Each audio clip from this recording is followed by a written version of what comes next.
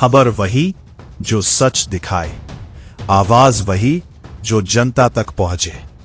आर्थिक टाइम्स, देश, राजनीति, रेलवे, कारोबार और आपके शहर की हर बड़ी खबर, सबसे तेज, सबसे सटीक। अब हर खबर पर होगी आपकी नजर। आप देख रहे हैं आर्थिक टाइम्स, सच्ची खबर, बेबाक आवाज। सच्ची खबर, बेबाक आवाज। अभी सब्सक्राइब करें आर्थिक टाइम्स यूट्यूब चैनल। हर खबर पर पैनी नजर। আলম নিগান, সভাপতি হাওড়া জেলা গ্রামীণ কংগ্রেস কমিটি। বলত যে কংগ্রেস ক্যালেন্ডার হয়ে গেছে, আর কিছু সময়ের অপেক্ষা। দেখা যাচ্ছে তৃণমূল কংগ্রেস ক্যালেন্ডার হয়ে গেল। কি বলবেন আপনি জাতীয় কংগ্রেসের সৈনিক হিসেবে? এটা অত্যন্ত সত্য। কারো জন্যে ও খুললে সেই বই নিজেকেই পড়তে হয়। তাই মমতা ব্যানার্জি কংগ্রেস থেকে গিয়ে কংগ্রেসের দ্বারা লালিত পালিত হয়ে নেতৃত্বে এসে কংগ্রেস তাকে মাথায় করে 2011 ক্ষমতায় বসিয়ে দিয়েছিল। এই যে বামফ্রন্টের 34 বছর অবশাসন করে মানুষের মুক্তির জন্য তাকে দায়িত্ব দেওয়া হয়েছিল। সেই দায়িত্ব পেয়ে তার প্রথম কাজ হলো কংগ্রেসকেই শেষ করা।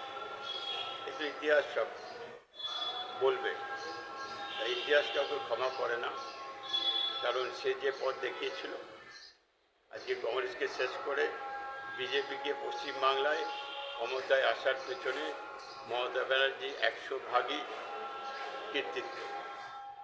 তাই তার দেখানো পথে আজকে তাকে হাঁটতে হচ্ছে, যার জন্যে কাঁটা বিছলে অপরের জন্য নিজেকে সেই পথ দিয়ে হাঁটতে হবে। এটা ইতিহাসের নির্মম পরিণতি।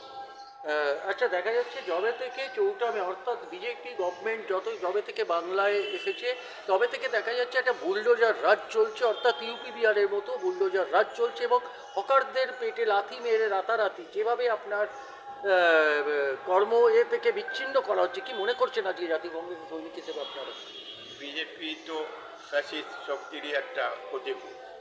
তারা সারা ভারতবর্ষে জোরদার পুঁজিপতিদের শাসন কায়েম করতে চাইছে। তাই পশ্চিমবাংলায় ক্ষমতায় এসে সেই ঘটনা শুরু করে দিয়েছে। কারণ আপনারা জানেন, হকার উচ্ছেদের নামে এই রেল স্টেশনগুলো ফাঁকা করছে। কারণ রেল স্টেশনগুলো আদানি আম্বানিদের দিয়ে দেওয়া হয়েছে। তাদেরই নির্দেশে হকার মুক্ত করে মানুষকে বেকার করে দিয়ে তাদের পেটে লাথি মেরে তাদের হাতে তুলে দেওয়া, তাদের পছন্দ মতো কাজ করাই হচ্ছে সরকারের মূল লক্ষ্য। সেটা প্রথমেই এরা শুরু করে দিয়েছে। দেখতে থাকুন আরও কত কী। আপনারা কিভাবে এই হকারদের জন্য আপনারা কিভাবে রাজপথে নামবেন? আমরা তো অলরেডি নেমেছে।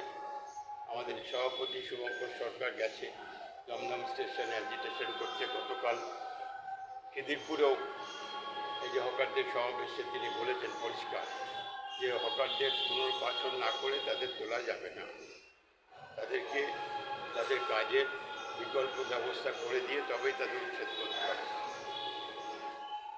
আচ্ছা দাদা, দেখা যাচ্ছে মূল্য বৃদ্ধি বেড়েই চলেছে, কম হচ্ছে না, এটা নিয়ে কি বলবেন?